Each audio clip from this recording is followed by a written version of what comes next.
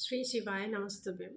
आज मैं बात करने वाली हूँ कि हमारी प्रॉब्लम में बहुत सारी प्रॉब्लम से हम जूझते हैं और उस प्रॉब्लम की जड़ तक जाने के लिए बहुत सारा कोशिश करते हैं कि सॉल्यूशन कैसे मिलेगा, है ना? तो किसी भी चीज़ों की सॉल्यूशन तक पहुँचने के लिए आपको रीज़न पता होना चाहिए कि उस प्रॉब्लम की कारण क्या है, मतलब रूट ऑफ कॉज क्या है ना?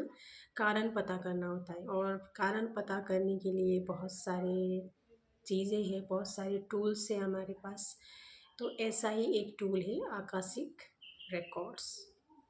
और आकाशिक रिकॉर्ड्स क्या होता है ना, आकाशिक रिकॉर्ड्स की मीन्स कि हमारे हिंदू धर्म में बोलते हैं कि जो भी कर्म करते हैं, हमारा सुबह से लेके 24 आवर जब हम पैदा हो गए वहाँ से लेके हमारा मरण तक का जितने भी हमारी एक्शन क्रिया विचार होता है, वो सारी चीज़ें क्या करते हैं, चित्रगुप्त जी नोट करते हैं। मतलब कि हमारा अपना अलग किताब होता है।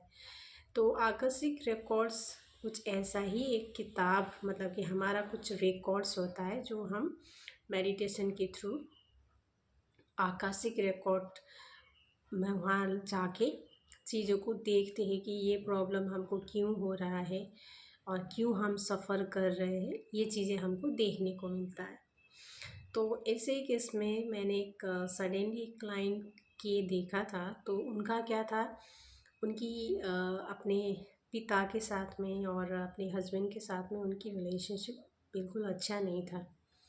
जैसे कि बाकियों के साथ में रिलेशन अच्छा था, बट उनके हस्बैंड और पिता के साथ में रिलेशन उनका अच्छा नहीं था। तो उन्होंने ये क्वेश्चन पूछा था कि ऐसा क्यों हो रहा है मेरे साथ।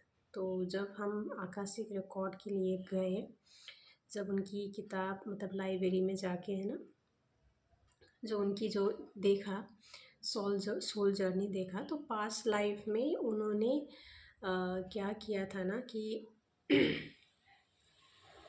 दो कपल को पीड़ा दिया था, है ना। उन्होंने कपल को बहुत टॉर्चर दिया था और जिसकी वजह से कि वो जो सोल है वो बहुत गुस्से में था।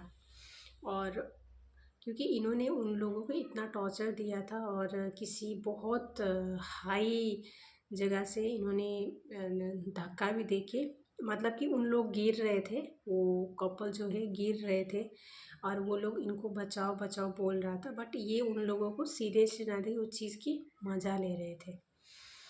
तो इसका जो सॉल्यूशन था कि रूट कॉज तो पता चल गया कि अच्छा ये हुआ था, तो ये जन्म में वो पिता के रूप में और पति के रूप में आके उनके साथ में अच्छा नहीं कर रहे थे। इट मीन्स कि अच्छे से ट्रीट नहीं करना, संबंध में कभी स्टेबिलिटी नहीं होना, है ना, कुछ ना कुछ अप्स एंड डाउन बना रहना।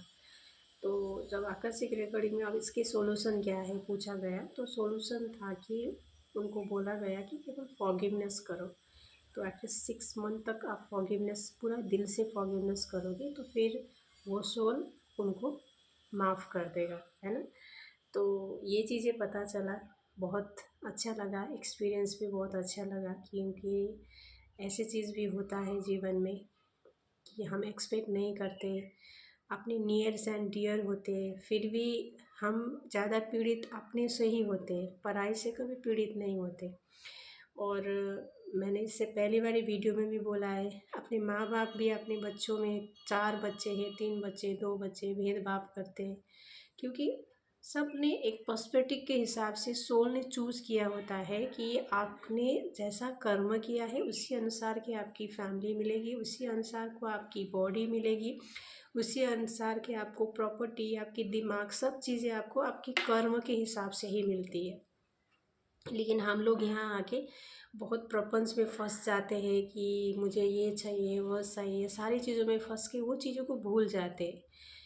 तो क्या है कि इसके लिए सेल्फ रियलाइजेशन, है ना, ऑब्जर्व करना और फॉरगिवनेस, किसी भी चीज़ों को दिल पे नहीं लेना कि इजीली चीज़ों को ख़त्म कर दो, उसको जोड़ के उसको ऐसे करके मत रखो।